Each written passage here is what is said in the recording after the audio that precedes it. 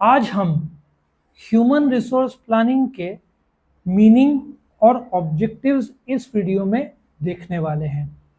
Video शुरू करने से पहले यदि आप मेरे चैनल के प्लेलिस्ट में जाओगे तो आपको ह्यूमन रिसोर्स मैनेजमेंट और दूसरे सब्जेक्ट का प्लेलिस्ट मिल जाएगा, जहां पे आपको chapter by chapter, video by video सब मिल जाएगा। और यदि आपने चैनल को सब्सक्राइब किया तो आपको रेगुलर वीडियो अपडेट्स भी मिल जाएंगे। तो आप चैनल को ज़रूर से सब्सक्राइब कर लीजिएगा। ये एक्सप्लेन करने के लिए मैं काफ़ी सारे एग्जांपल्स आपको दूंगा, जिससे आपका ये कंसेप्ट पूरे तरीके से क्लियर हो जाएगा।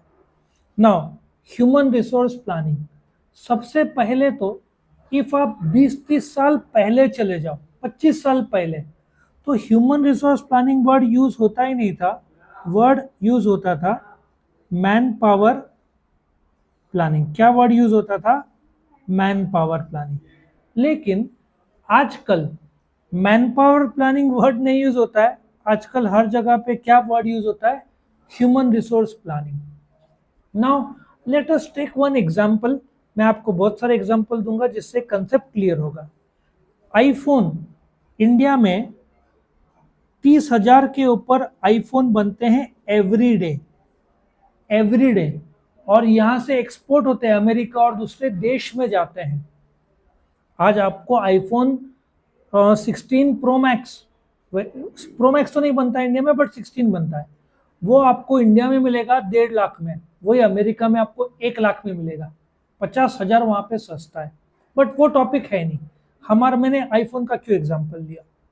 नंबर 1, 3 कंपनी मिलकर बनाते हैं आईफोन इंडिया में। सी, एप्पल खुद नहीं बनाता, वो कॉन्ट्रैक्ट देता है। इन लोग को कॉन्ट्रैक्ट मैन्युफैक्चरर्स बोलते हैं। फॉक्सकॉन, विस्ट्रॉन और पेगाट्रॉन बोलते हैं। फॉक्सकॉन वर्ल्ड का सबसे बड़ा कॉन्ट्रैक्ट मैन्युफैक्चरर है। आई थिंक ताइवान या साउथ कोरिया बेस्ड है। ठीक है। इंडिया में 1.5 लाख लोग काम करते हैं। अब ऐसा सोचो, एप्पल लैपटॉप इंडिया में नहीं बनाता है, ये सब थाईलैंड और ताइवान और चाइना में बनते हैं। तो ये 30,000 आईफोन जो बनते हैं, ये कौन बनाता है? फॉक्सकॉन, विस्ट्रॉन और पेगाट्रॉन। आप सोचो, यदि एप्पल ने इंडिया में लैपटॉप बनाने का सोचा तो कॉन्ट्रैक्ट नॉर्मली फॉक्सकॉन को देगा। तो ये सारे 20% इलेक्ट्रॉनिक्स इंडिया में बनता है, साउथ इंडिया, तमिलनाडु। तो फॉक्सकॉन बोलता है हम एक कंपनी डालेंगे। तो उनको सबसे पहला सवाल आएगा, कंपनी तो डालेंगे बट कितने लोग लगेंगे? पीपल, एम्प्लॉयज कितने लगेंगे? सो मैन पावर प्लानिंग क्या है? हमारे पास एग्जिस्टिंग लोग कितने हैं और कितने लोग लगने वाले हैं और ये लोग कहाँ से आएंगे, इस कंसेप्ट को ह्यूमन रिसोर्स प्लानिंग बोलते हैं। ये प्लानिंग बहुत ज़रूरत है, क्योंकि आपने प्लानिंग गलत कर दिया। आपको 100 लोग चाहिए और आपने 200 लोग को अपॉइंट कर दिया, तो आपको सैलरी ज़्यादा देना पड़ेगा और लॉस हो जाएगा। डेल का एग्जांपल ले लो। डेल कंप्यूटर्स, जो लैपटॉप्स जो बनाता है, डेल 10-15 हजार लोगों को कम कर रहा है, क्योंकि उतना टर्नओवर हो नहीं रहा है और एम्प्लॉय ज्यादा हो गए। अब पता चला कि इतने सारे लोग को सैलरी देना है, तो वो लोग को कम कर रहा है। लॉजिक समझ में आ रहा है? वॉक्सवैगन का एग्जांपल ले लो। कुछ साल पहले वर्ल्ड नंबर 1 बन गया था वॉक्सवैगन कार में। आज जर्मनी में फैक्ट्री के फैक्ट्री शट डाउन कर रहा है, क्योंकि सब ई व्हीकल में आ रहे हैं। वॉक्सवैगन ने ई व्हीकल में ध्यान नहीं दिया, पेट्रोल डीजल में वो काफी आगे था। फिर टोयोटा वर्ल्ड नंबर 1 बन गया। लेकिन वॉक्सवैगन भी टॉप 5 में है ही, लेकिन उसको प्लांट बंद करने पड़ रहे हैं। सो मैन, अच्छा, अब प्लांट बंद करने पड़ रहे हैं, तो जर्मनी में जो प्लांट बंद कर रहा है, तो वर्कर्स को तो नौकरी चली जाएगी। तो उनको वो लोग ऑप्शन देंगे, यहाँ से आपको कहीं और इटली में जाना है या कहीं और जाना है कि हमारा जहाँ प्लांट है, ताकि वर्कर्स का लाइफ थोड़ा आसानी हो सके। तो I hope you understand human resource planning क्या है। एक इंटीग्रेटेड अप्रोच है, जहां पे आप प्लान करते हो पर्सनल, मतलब लोगों का, एक ऐसा टीम तैयार करना जो मोटिवेटेड टीम हो, जो आपके ऑब्जेक्टिव्स अचीव कर सके। ठीक है। सो ये प्लानिंग क्यों जरूरत है? आप लास्ट मिनट में बोलोगे मुझे 100 एम्प्लॉय चाहिए, तो 100 भी नहीं, आपको एक भी एम्प्लॉय चाहिए। गूगल जैसी कंपनी कम से कम 5 इंटरव्यू लेती है, और ये कुछ महीनों का प्रोसीजर रहता है। आज अपॉइंट किया, कल काम शुरू हुआ, ये पॉसिबल नहीं है। सो मैन पावर प्लानिंग एक ऐसा अप्रोच है जिसमें पहले तो आप फोरकास्टिंग करेंगे। जैसे कि नासिक में BMW का शोरूम नहीं है, आप सोचते हो कि मैं BMW का शोरूम डालूंगा, अभी चल रहा है 2024, आपको डालना है शोरूम 2025 में। तो पहले आप क्या सोचोगे, एक ब्रांच मैनेजर होगा, ठीक है, एक सर्विस मैनेजर होगा, एक मार्केटिंग मैनेजर होगा, एक स्पेयर्स का मैनेजर होगा, कितने हुए, 4। और सर्विस मैनेजर के अंदर एक, या तो सेल्स मैनेजर के अंदर 10 लोग लगेंगे, इधर 10 लोग, इधर 8 लोग, कितने हुए, 28 और 4 32 हुए। सो प्लानिंग कर लिया ना उसने कि उस टीम में 32 लोग लगेंगे। तो आज अपॉइंट किया जाएगा कि 1 साल बाद लगेंगे, आज अपॉइंटमेंट किया नहीं जाएगा, प्रक्रिया शुरू हो जाएगी और 3-4 महीने में काम चालू रहेगा, फिर उनको ट्रेनिंग भी तो देना पड़ेगा। सो 1 साल बाद जो शोरूम आना है उसकी तैयारी 1 साल पहले की जाती है कि जो शोरूम 2025 अक्टूबर में आएगा उसके लिए 1 साल पहले 38 लोग लगेंगे, 28-30 जो भी लोग लगेंगे, या 32 लोग। ये 32 लोग कहाँ से आएंगे, वो लोग बोलेंगे ज्यादातर लोकल लोग चुनेंगे, क्योंकि आउट ऑफ टाउन चुनेंगे तो घर देना पड़ेगा। हाँ, ब्रांच मैनेजर बाहर का हो सकता है क्योंकि वो उसको एक्सपीरियंस चाहिए, सेल्स मैनेजर, बट एग्जीक्यूटिव काम करने वाले लोकल। सो पहले तो फ्यूचर में कितने लोग लगेंगे।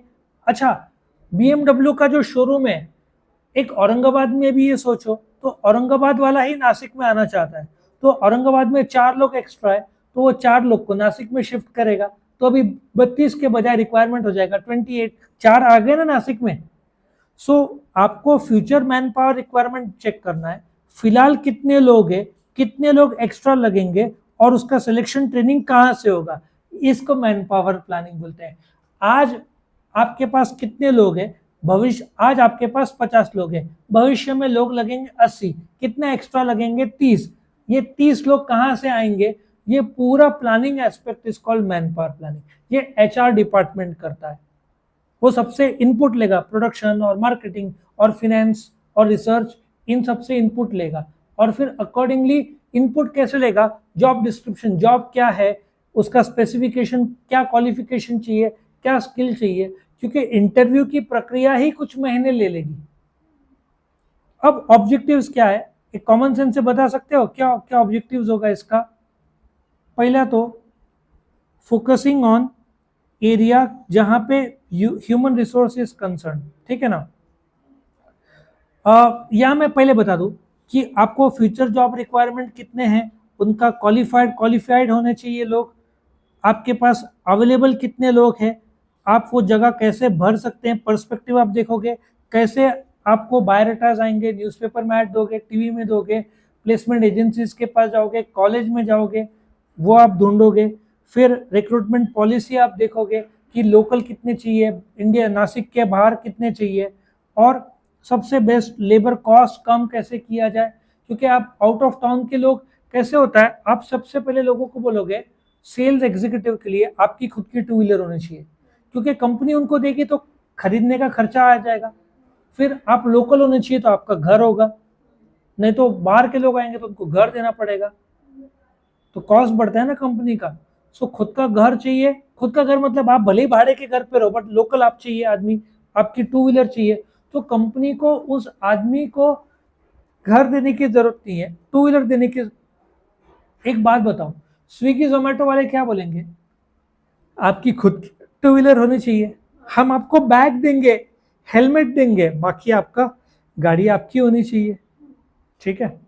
सो इन एरिया के बजाय आप कौन सा एरिया ढूंढ रहे हो, ह्यूमन रिसोर्स। आप क्या देख रहे हो, आप प्लानिंग कर रहे हो कि फिलहाल 50 एम्प्लॉई है, भविष्य में 80 एम्प्लॉई चाहिए, 30 एम्प्लॉई कहाँ से आएंगे।